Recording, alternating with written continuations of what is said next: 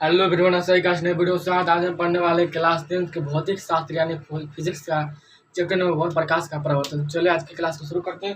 आज की क्लास का टॉपिक हमारा गोलीय दर्पण के प्रकार। गोलीय दर्पण के प्रकार में दिखने वाले उत्तर दर्पण। उत्तर दर्पण किसे कहते हैं? उत्तर दर्पण उसे कहते हैं वैसा कांच का टुकड़ा टुकड़ा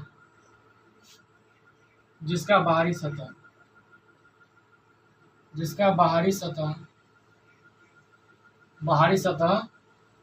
रजित हो उसे क्या कहते हैं? उत्तर दर्पण। जिसका आंतरिक सतह यानी अंदर का जो भाग होता है, आंतरिक सतह रजित हो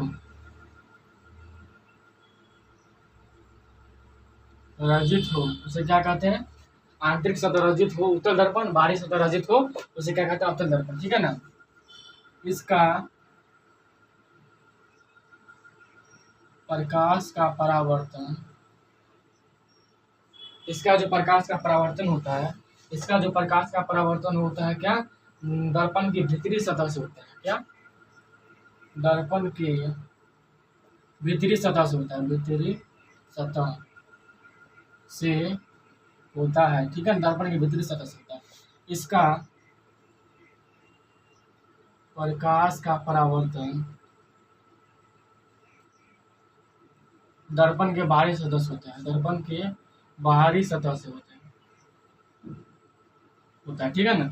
इतना तक समझ गए उत्तर दर्पण क्या होता है? देखो, ये हमारा हाथ है। क्या है? ये हमारा हाथ है। इसको ऐसे कर लो, हो गया। इसका जो धंसा हुआ सतह, इसका जो उभरा हुआ सतह, ये वाला जो उभरा हुआ सतह है, इसको हम रजित कर देते हैं। चांदी के जो लेप होता है उससे हम रंग देते हैं। तो क्या बचा हमारा? एक आईना बच गया, दर्पण बच गया इस पर। तो ये क्या हो गया? हमारा उत्तल दर्पण हो गया। अंदर से धंसा हो, बाहर से रजित हो, उभरा हो, उसे क्या कहते हैं? उत्तल दर्पण कहते हैं। जैसे ऐसे हो गया, ऐसे देखो, इस पर है ना खाली जगह, धंसा हुआ जो इस पर जगह खाली है, इसको कहते हैं अवतल दर्पण। जो बाहर से धंसा हुआ हो, अंदर से उभरा हुआ। ठीक है ना।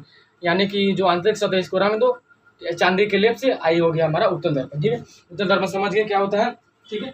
आगे जानने वाले आगे हम जानने वाले हैं क्या? उत्तल दर्पण अवतल दर्पण के प्रकार। अथी इसका जो उपयोग होता है, कहाँ उपयोग होता है, वो हम जानने वाले हैं। ठीक। देखो, अवतल दर्पण का जो उपयोग होता है वो हमारा होता है क्या? किसमें? दाढ़ी बनाने में। पहला हमारा जो उपयोग है दाढ़ी बनाने में, वो अवतल दर्पण के उपयोग। क्या उपयोग? ठीक। दाढ़ी बनाने में, दाढ़ी बनाने। ठीक। उसके बाद जो हमारा होता है कांच वाहनों के हेडलाइटों में, कांच और वाहनों की हेडलाइट में परावर्तक के रूप में किया जाता है। अगला हमारे पास रोगियों की नाक कान चेक करने में, रोगियों की नाक कान जांच में। अगला जो हमारे पास होगा, वो हमारा होगा सौर भट्टियों में।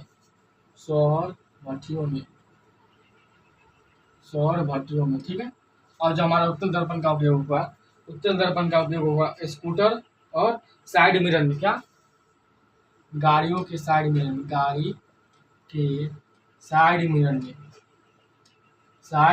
में, ठीक है ना, गाड़ियों के साइड मिरर में।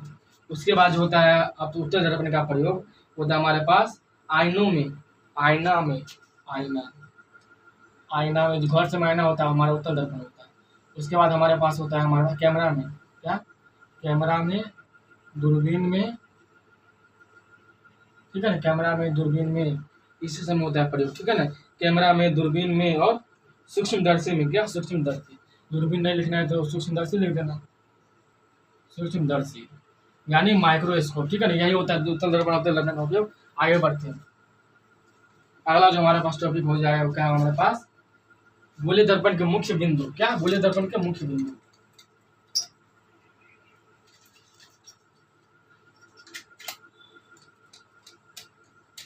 गोलीय दर्पण के मुख्य बिंदु क्या हमारे पास? गोलीय दर्पण के मुख्य बिंदु। गोलीय दर्पण के मुख्य बिंदु पहले हमको एक गोला बना लेना, क्या हमको पहले एक गोला बना लेना है। गोला बन गया, ठीक। उससे बीच में सेंटर दे देना है, क्या सेंटर दे देना है, ठीक। ये होगा हमारा केंद्र, क्या होगा हमारा केंद्र होगा, ठीक। केंद्र हो गया, ठीक। ये गोला है, क्या गोला है, गोले दर्पण, ये हमारा गोले दर्पण, ठीक है, गोला है, ठीक। इसका जो बीच का पॉइंट है इसे कहते हैं केंद्र कहते हैं। मान लो इसे ये है, क्या ये है, इसको क्या कहते हैं केंद्र कहते हैं, केंद्र कहते हैं, ठीक। केंद्र में क्या से लिख सकते हैं, केंद्र किसे कहते हैं भाई, केंद्र लिखेंगे।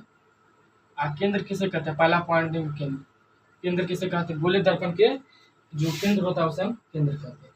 केंद्र को हम क्या कहते हैं, वक्रता केंद्र कहते हैं। केंद्र जो हमारा होता है केंद्र, इसे हम पूरा नाम वक्रता केंद्र कहते हैं। क्या कहते हैं हम, वक्रता केंद्र कहते हैं, वक्रता केंद्र।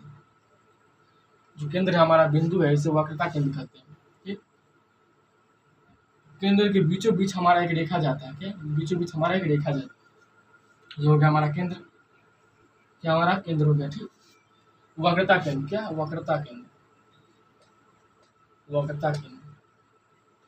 तो वक्रता, वक्रता के जो केंद्र है हमारा वक्रता केंद्र, उसे क्या किससे कहते हैं, वक्रता केंद्र। गोलीय दर्पण जिस गोले का भाग होता है, गोलीय दर्पण जिस गोले का भाग होता है, गोलीय दर्पण जिस गोले का भाग होता है, भाग होता है, उसके केंद्र को, उसके केंद्र को वक्रता केंद्र कहते हैं। क्या कहते हैं, वक्रता केंद्र कहते हैं, ठीक है। इसे केंद्र को वक्रता केंद्र कहते हैं। अब हम जानते हैं क्या वक्रता केंद्र के बाद ध्रुव, क्या ध्रुव जानते हैं। आगे ध्रुव क्या होता है,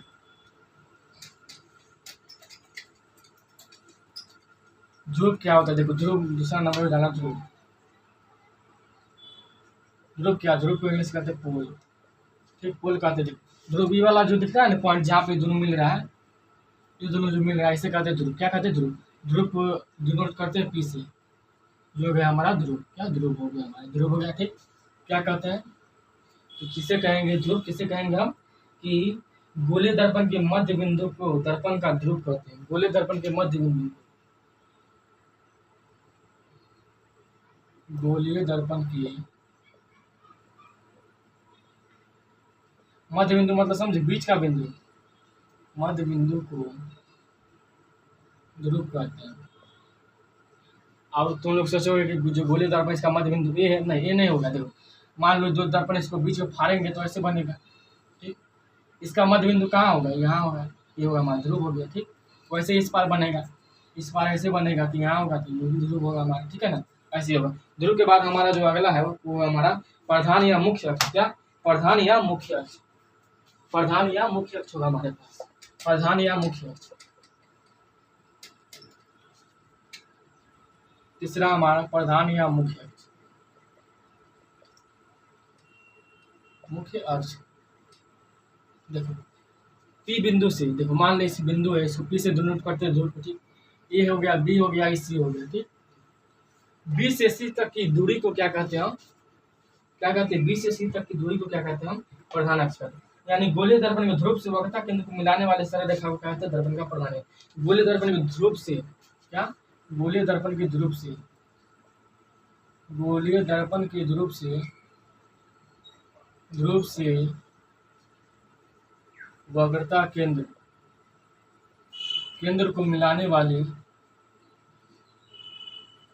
सरल रेखा को, सरल रेखा को मुख्य अक्ष कहते हैं। क्या कहते हैं, मुख्य अक्ष कहते हैं, मुख्य अक्ष कहते हैं, ठीक है ना। ये हो गया मुख्य अक्ष हो गया, मुख्य अक्ष हो गया। उसके बाद जो हमारा होगा क्या होगा हमारे पास, वो हम आगे देखते हैं। मुख्य अक्ष के बाद हमारे पास क्या हो जाएगा, हमारे पास जो हमारा मुख्य अक्ष है उसके बाद जो हमारा हो जाएगा इतना तक, मुख्य अक्ष के बाद फोकस होगा, क्या हमारा फोकस होगा, ठीक। फोकस क्या होता है, देखो फोकस, फोकस, फोकस जो हमारा होगा, देखो ये हमारा होगा वक्रता त्रिज्या, ठीक, वक्रता त्रिज्या। फोकस देखो फोकस, ये दोनों के बीच में जो दूरी है ध्रुव और ये हो गया हमारा वक्रता केंद्र। ध्रुव और वक्रता पे ध्रुव और वक्रता केंद्र के जो बीच की दूरी है उसे हम क्या कहते हैं, गोलीय दर्पण का फोकस करते हैं, ठीक है ना। गोलीय वह बिंदु जहाँ किसी दर्पण से परावर्तन के बाद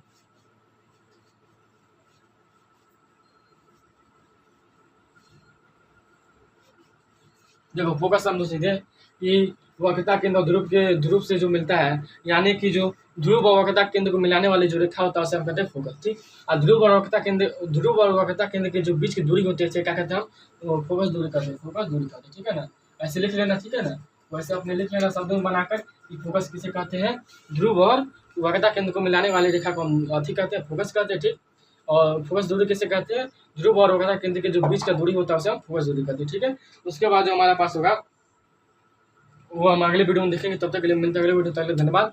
और वीडियो अच्छा लगा हो, समझ में आया हो तो चैनल को अवश्य सब्सक्राइब करें, लाइक करें, कमेंट करें। तो मिलते हैं अगले वीडियो, तब तक के लिए धन्यवाद।